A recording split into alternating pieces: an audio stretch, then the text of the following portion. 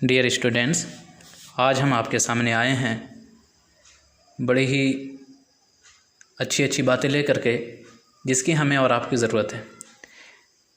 आप तलबा हैं या कोई तालिब इल्म है तो वो इल्म इसलिए हासिल करता है कि वो इल्म हासिल करने के बाद वो उस इल्म के ज़रिए एक आला मकाम हासिल करे, उस इल्म के ज़रिए एक अच्छा पब्लिसिटी हासिल करे। लेकिन उस इल्म हासिल करने के लिए कोई कॉलेज जाता है तो कोई यूनिवर्सिटी, कोई अपने गांव के स्कूल में जाता है। और जब तालिब इल्म पढ़ता है, जब स्टूडेंट पढ़ते हैं तो उनको बहुत सारी परेशानियां लाहिक होती हैं, परेशानियां झेलनी पड़ती हैं। जैसे किन्हीं का सवाल होता है कि हमें याद नहीं होता, तो किसी का सवाल ये होता है कि हम याद तो कर लेते हैं लेकिन 5-10 दिन के बाद भूल जाते हैं।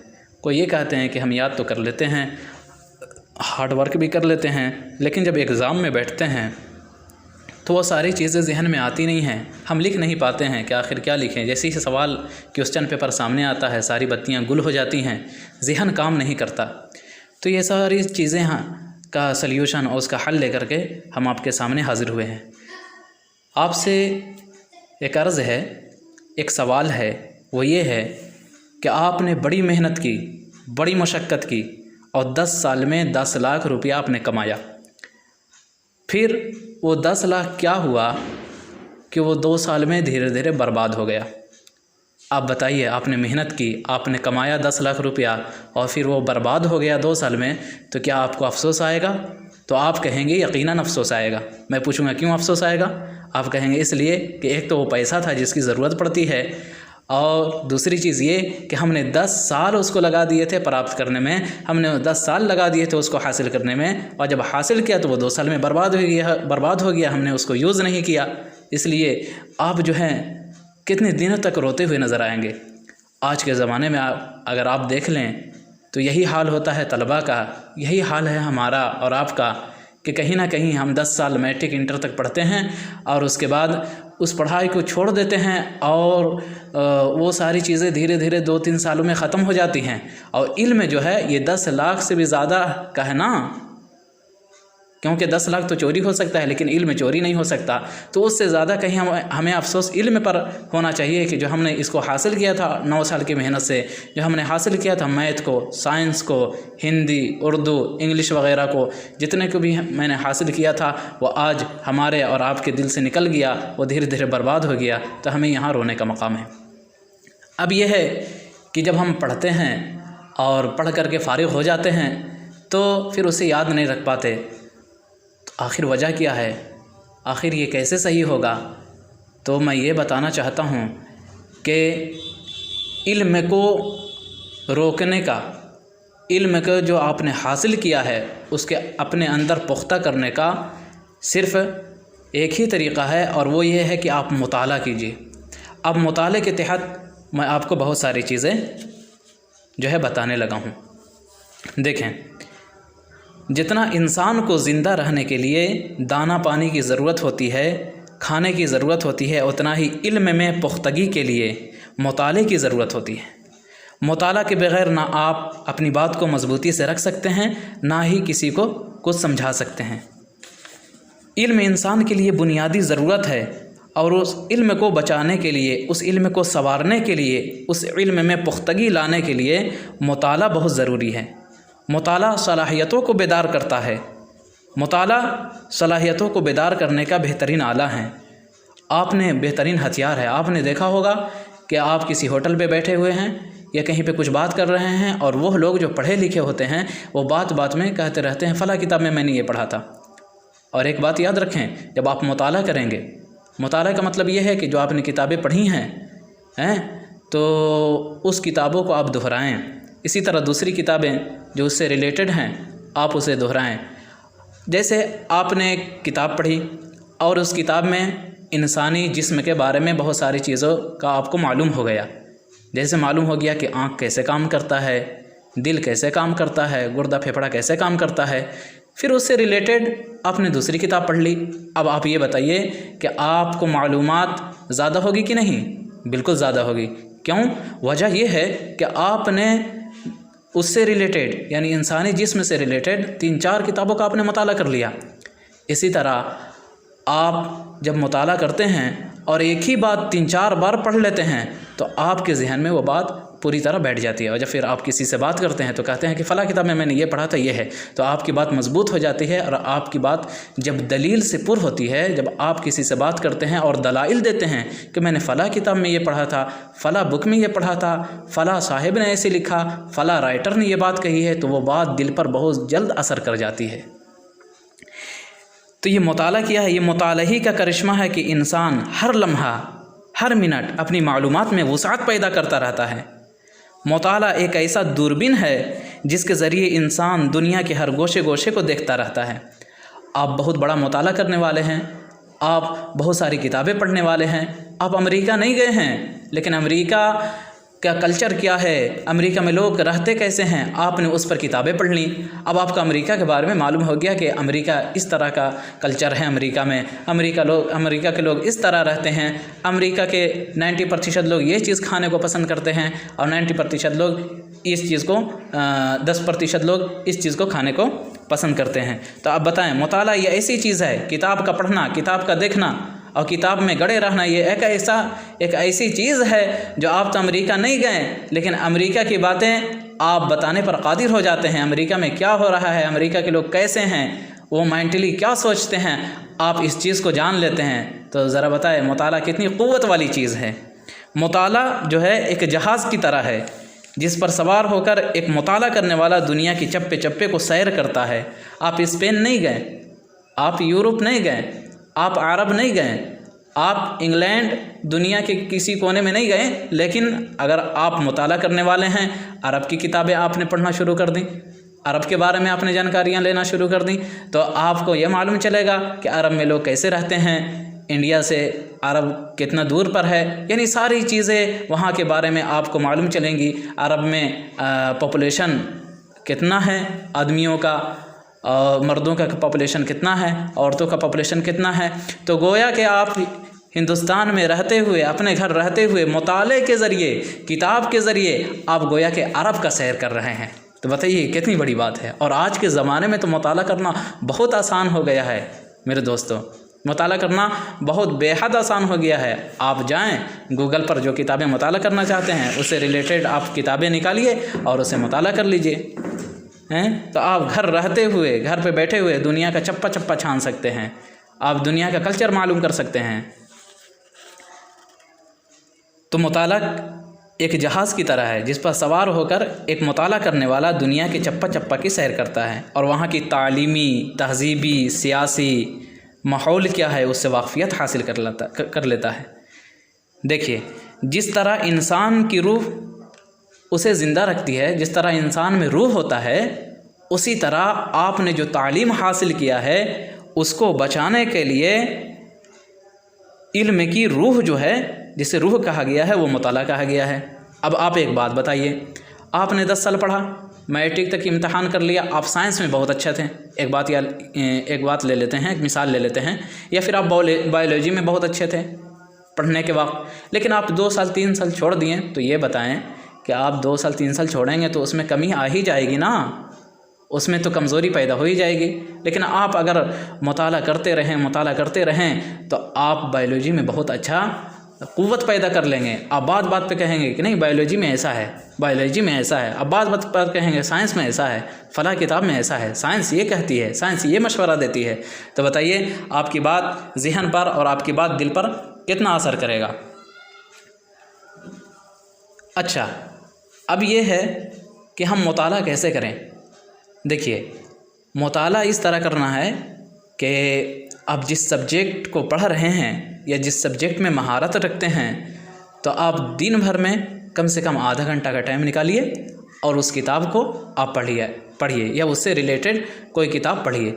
कम से कम भी तो 5 सफ़ा पढ़िए, फिर अगले दिन 5 सफ़ा, फिर अगले दिन 5 सफ़ा। आप अगर इसी को 5-5 सफ़ा करते जाएंगे तो 10 दिन में 50 सफ़ा हो जाएगा ना, 10 दिन में 50 सफ़ा हो जाएगा और 20 दिन में 100 सफ़ा हो जाएगा। तो बताइए 100 सफ़ा अगर आप 20 दिन में मुताला कर रहे हैं तो आपके पास तो इल्म का भरमार आ जाएगा। और फ़ारसी में कहा जाता है क़तरा क़तरा दरिया में शबात, क़तरे क़तरे से दरिया हो जाता है। तो आप गोया के अभी तो क़तरा हैं, लेकिन जब आप मुताला करना शुरू कर देंगे, आप किताबों को पढ़ना शुरू कर देंगे, तो गोया कि आप समंदर हो जाएंगे। और समंदर का काम क्या रहता है? समंदर का काम ये रहता है कि वो दूसरों को सैराब करता हुआ नज़र आता है, वो दूसरों को पानी पिलाता हुआ नज़र आता है। फिर भी समंदर में से आप 10 डोला पानी निकाल लीजिए, समंदर में कुछ कमी नहीं आएगी। तो आपके अंदर इतना इल्म हो जाएगा, इतना इल्म हो जाएगा कि आज तो आप बूंद हैं, आज तो आप क़तरा हैं, लेकिन कल होकर के समंदर हो जाइएगा। और जो कुछ पूछेगा कि साहब ये चीज़ क्या है, इस चीज़ का मतलब हमें समझा दीजिए, फ़ौरन कहेंगे अरे इस चीज़ का मतलब तो ये है, फ़ला किताब में हमने ये पढ़ा था, बताइए कितनी खुशी आपको महसूस होगी, गोया कि आप समंदर बन चुके होंगे। अब हम आपको ये बताना चाहेंगे कि आप मुताला का टाइम कैसे निकालें, मुताला कैसे करें। तो देखिए, सबसे पहली बात यह है कि मुताला करने के लिए आप दिल के साथ बैठे, दिल के साथ कम से कम भी तो 5 ही सफ़ा पढ़ें, 2 ही पेज पढ़ें, लेकिन हमेशा रेगुलर पढ़ें। और उसके लिए टाइम रख लीजिए कि हमें फ़ला सब्जेक्ट फ़ला दिन पढ़ना है, फ़ला सब्जेक्ट फ़ला वक्त पढ़ना है। तो 2-3 सब्जेक्ट को जो है दिन में बांट लीजिए कि हम नाश्ता करके उठेंगे तो ये सब्जेक्ट पढ़ेंगे, हम दोपहर में उठेंगे तो ये सब्जेक्ट पढ़ेंगे, रात को सोते वक्त सोने से पहले हमें इस सब्जेक्ट को पढ़ना है। तो इस तरह आप मुताला कीजिएगा। अच्छा जी, देखें, आप एग्ज़ाम की तैयारी करते हैं, लेकिन होता ये है कि जब एग्ज़ाम करीब आने वाला रहता है तो हर किताब को आप पढ़ते नहीं हैं, बस जो किताबें पढ़ा दी गई हैं बस उतना ही पर आपका बस हो जाता है, ख़त्म हो जाता है, एंड हो जाता है। आपको करना ये है कि जब एग्ज़ाम आने वाला हो तो उससे 10 दिन पहले सारी किताबों का कम से कम एक बार रिवीज़न ज़रूरी है। एक बार तो रिवीज़न कर ही लेना चाहिए सारी किताबों का। एक किताब को रिवीज़न कीजिए पूरा जहाँ तक सिलेबस है आपका, फिर दूसरी किताब को रिवीज़न कीजिए पूरा, फिर तीसरी किताब को रिवीज़न कीजिए। इस तरह से अगर आप करेंगे तो आपका अपने ऊपर कॉन्फिडेंस हो जाएगा, और कॉन्फिडेंस से बड़ी चीज़ दुनिया में कुछ है ही नहीं है। तो आपको पढ़ लेने के बाद, या अगर आप पढ़ रहे हैं तो उस वक्त से मुताले पर ज़ोर दीजिए। और जब हम क्लास में हाज़िर होते हैं, जब स्टूडेंट क्लास में हाज़िर होते हैं, तो उनको एक काम और करना चाहिए कि जहाँ पर कुछ सवाल नज़र आ रहा हो, जैसे कि आपके सर ने पढ़ाया, आपके सर ने एक सेंटेंस पढ़ाया कि Ram goes to market, Ram जाता है, तो आप क्लास में अपने मास्टर से, अपने टीचर से, अपने उस्ताद से सवाल कीजिए कि यहाँ पे राम क्या बन रहा है, गोज़ क्या बन रहा है, मार्केट क्या बन रहा है।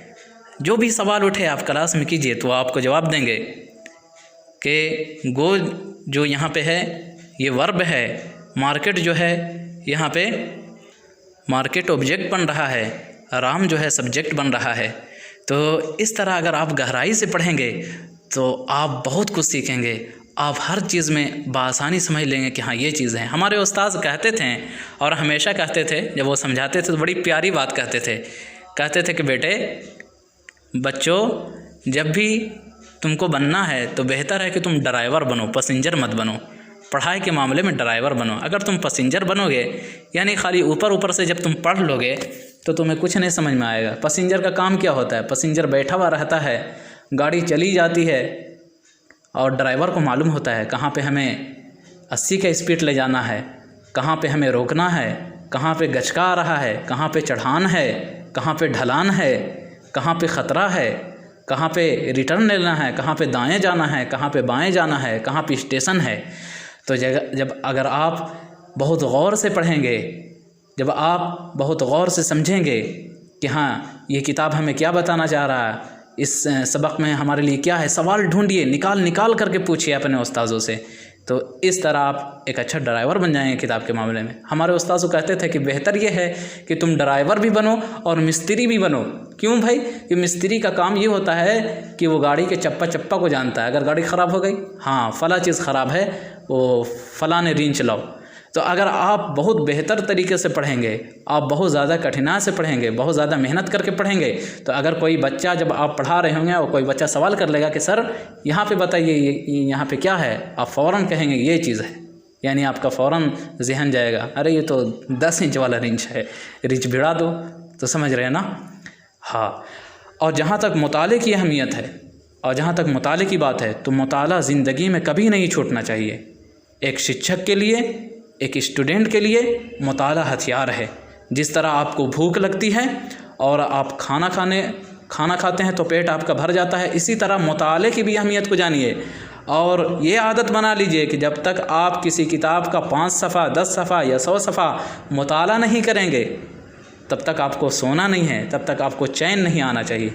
आइए मुताले के बारे में कुछ और बातें जान लेते हैं, उसके बाद फिर हम अपनी बात को ख़त्म करते हैं। देखिए, मैं ये बताने वाला हूँ कि मुताला जो करता है, मुताला करने से, छोटी बड़ी किताबें पढ़ने से ज़हन खुलता है। मुताला ज़हन को खोलता है, नतीजों से बाखबर करता है कि अगर हम ऐसा काम करेंगे तो क्या नतीजा होने वाला है। दानाई की बातों पर मुत्तला करता है। क्या मतलब कि अक्लमंदी वाली बातें क्या होती है, हमें कहाँ पर क्या बात करनी है, हमें इस बात को किस तरह लोगों के सामने बताना है। फसीहुल लिसान बनाता है मुताला। मतलब यह है कि अगर किसी ने कुछ एतराज़ किया आप पर, कुछ बात कही, तो आप फ़ौरन उसको जवाब दे सकते हैं। गौर व फ़िक्र की सलाहियत को बढ़ाता है मुताला। गौर व फ़िक्र यानी आप कुछ बातें सुनी या कुछ बातें कहीं और उसमें आप गौर कर सकते हैं कि हाँ, ये बात इस एंगल से सही है, इस एंगल से गलत है। अच्छा, इल्म को पुख्ता करता है मुताला। आपने जो कुछ पढ़ा उसको पुख्ता अगर करना है तो आपको मुताला करना चाहिए। और शुबहात को ख़त्म करता है, जो हमारे दिलों में शुकुक पैदा होते रहते हैं।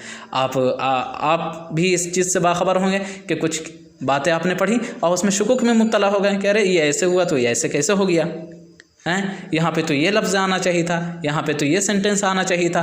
तो ये सारे शुकूक को ख़त्म करता है मुताला। ख़यालात को परागंदा होने से बचाता है, ख़यालात को गंदा होने से बचाता है मुताला। जब आप हमेशा मुताला करते रहते हैं और किताब आपका दोस्त हो जाती है तो जो ख़यालात आते हैं वो भी आपको अच्छे अच्छे ख़यालात आते हैं।